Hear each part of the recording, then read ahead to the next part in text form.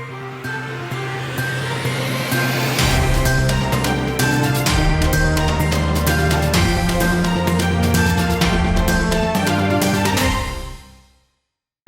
and welcome to Newswatch Online TV News. I am Maria Tudukuri. Former Minister of Sport Ahmed Kano has engaged the newly appointed coaches for the country's national football team. He lamented more on sports and governance. Let's take a look. That eventually happened. Nations Cup rather. The state, the country, the way I feel, takes a lot for them memories there, so. When he came back the second time, what he do? He pump money at the FA, say, what do they get? Let me ignite the FA competition, the Premier League, so. Because government always gets something for do with sports. Government always gets something for do with sports. Make no mistake about it. As a matter of fact, the governance of sport day in 3 tiers. You know what we call the public sector, government, and the agency system. Then they know what they want to do with sports. So they can't talk about what the government want to do with sports. But that's the first tier. And because they get interest in sports, their role is different. Their role basically limited to providing funding, supporting elite athlete development, we'll talk about that in detail, and providing training and facilities. That is the limit, and the policy guidance. That is the limit. Then you get the second tier, where are the voluntary sports organizations.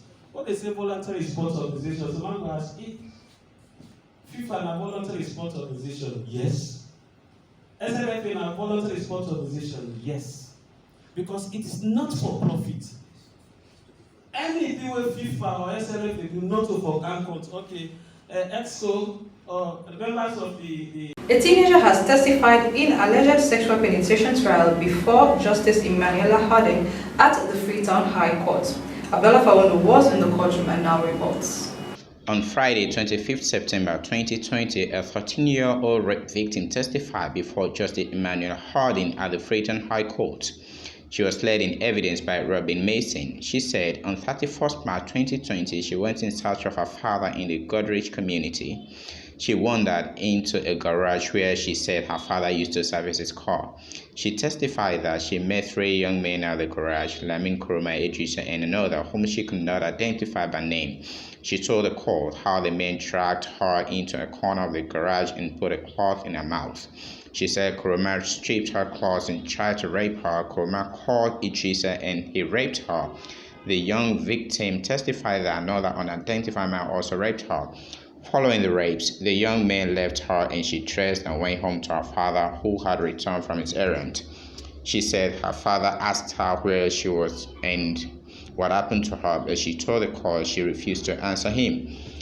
She testified that in the morning she told her father what had happened and he took her to the Adonkia police station where she was issued a medical report from and told to report to the Rainbow Center at the Cottage Hospital. She said she was given some drugs and examined by the doctor. She said she went back to the police station. The police went to the garage to arrest the men. One of the men had run away, but 2 were arrested at the scene. The legal aid board defense lawyer Randy Sali Bangura represented the first accused, Lamin Kuruma. Bangura cross-examined the victim and asked her if the alleged rape happened at night. She said the rapes occur at night and she said it was difficult to see the men's faces. But she described how a car was passing with its headlights and she saw the face of the accused. Sergeant A. Conte of the Adonkia police station Family Support Unit said a report came to him on 1st April 2020 at around 10 a.m. The report involved sexual penetration filed by the victim and her father.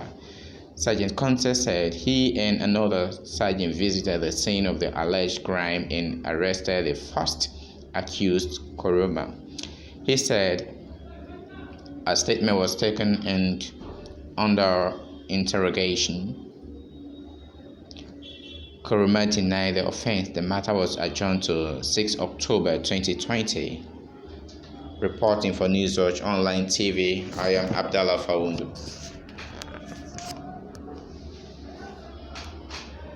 Let's go for a quick commercial break. We will be right back. Are you looking for a place where you will have fresh poultry eggs? Well, your worries are over. Reef Poultry Eggs is here to satisfy you. Visit us at 28 Charlotte Street, Freetown, or call 079-368959. We do wholesale, retail and home delivery service. Reef Poultry Eggs, your place to be. Where do you go every time I touch you? Welcome back. This is Newswatch Online TV News, and I am Mariatu Dukuri. As today is considered as International Day for Access to Information, Society for Democratic Initiative has issued out a press release regarding the regulation of freedom to access information. George Mustafa is the program's director. He speaks more about the press release to Newswatch. We joined Society for Democratic Initiatives and the Freedom of Information Coalition joined the rest of the world in commemorating the Right to Know Day. September 28th has been set aside by the United Nations to commemorate a day wherein people can have access to information. So it's a right to know day. It's a law which STI campaigned for. It took us 10 years and it was passed in 2013. It's called the Right to Access to Information Law. So we are commemorating this day to in commemoration of the Right to Know Day. STI is a governance and human rights based civil society organization that works on governance and human rights issues, law reform, providing free legal service for women and children who come in conflict with the law. And we also work on electoral issues and electoral justice. We monitor elections. We work to ensure transparency and accountability in the operations of government. So part of our appeal today is to actually ask government to pass the regulation, the Right to Access to Information regulation. The law has been passed since 2013 and there is no regulation, and regulation serves as pointer for the implementation of the law. So if there is no regulation, then we are constraining the implementation of the law. So we are asking government of Sierra Leone to ensure the regulation policy is passed. Pink Power, in collaboration with United Nations Development Programme and the government of Sierra Leone, has engaged stakeholders in fighting for the rights of women in the country. Let's take a quick look. Actually connect to the Pink Power program. We've been in it, we've been with them, and I hope when he spoke about partners, we are one of the partners he's mentioned.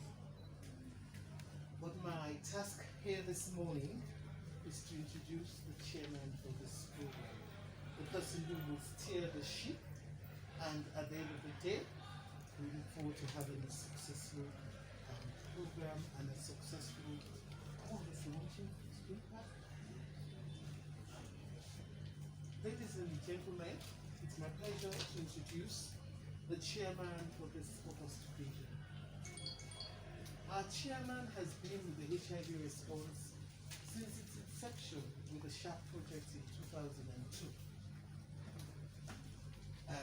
That SHARP project was run by the World Bank, was sponsored by the World Bank, and he came actually on secondment from the Ministry of Development, and he has been there ever since. He's been a very strong pillar in the national HIV response since then. My own organization, SWASO, which is the Society for Women and AIDS in Africa, Sierra Leone, joined the national response as an implementer of the Global Fund for Tuberculosis, AIDS and Malaria in 2005, and it was there already. Well, ladies and gentlemen, that's all we have for you in this episode of Newswatch Online TV News. I have been your presenter, Mariatu Dukure. Please do not forget to subscribe to our YouTube channel and follow us on all our social media handles, which are all on Newswatch Online TV SL. Once again, I am Mariatu Dukure. Stay safe, stay healthy. Goodbye.